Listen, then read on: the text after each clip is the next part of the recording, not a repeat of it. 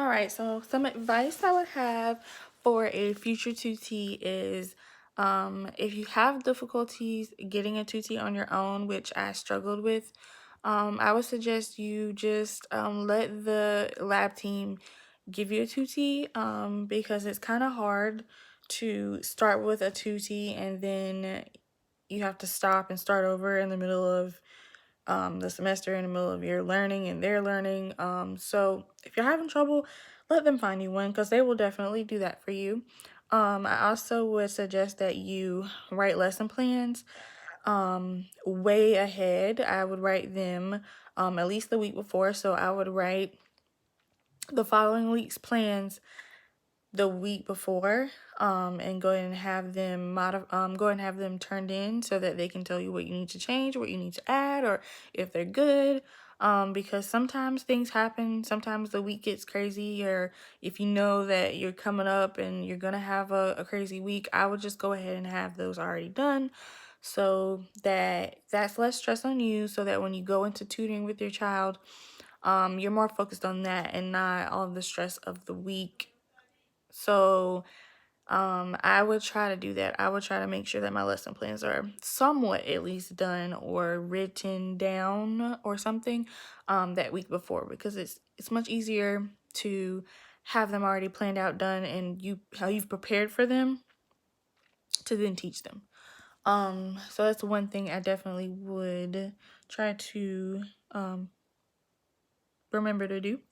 Another thing I think I would do is make sure you ask for help. The lab team has been so sweet and so helping and encouraging.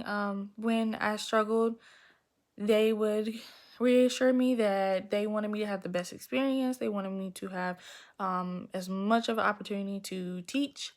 And they also want you to have the opportunity to get that practice in that you're gonna need. So if you get stuck or you need help or you feel like you don't know what you're doing or you are struggling with your 2T, ask for help because they definitely do a great job at helping you and also letting you know that they're there for you.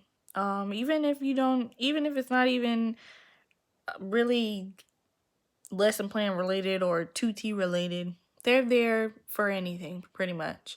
Um, Another thing I want to add to this is that it was hard at first to kind of get a groove going, kind of get a routine going with your 2T. But the thing that I learned throughout was that if you get a set routine and you try to keep the same times and days as close as possible to when you want to tutor with your 2T, it works out better, especially for the parents and especially for you. If you know you have things coming up, try to move that time or day to the following day or the day before, just so that you kind of keep yourself on a routine and keep the child on a routine, so they'll know what to expect, that type of thing. And also if your parent is very open and you can they're flexible on schedule, I would go ahead and try to go over your schedule with them the week before. So say, hey, I'm gonna tutor Monday, Wednesday. I'll see your child at 3 o'clock, and I'll have them from 3 o'clock to 4, or whatever your times and days gonna be. I would give them a heads up that following Friday, if it's a Monday, or give them a heads up on Monday if it's going to be a Tuesday, Wednesday, or Wednesday, Thursday, or whatever. If you create that flexibility between the two of you, and also create the flexibility for yourself if you have to modify things because they have inconveniences or things that are happening, it works out better for the both of you. So try to be flexible, try to be open, try to go off of the cues that the parents kind of throwing at you. I was fortunate enough to have a parent that was very engaged and very attentive, and she did an awesome job with making sure that the 2T was on time, and she was very engaged, and she made sure that she was paying attention, and anytime we had a scheduling conflict, we would fix it, and we try to make up those 2T times.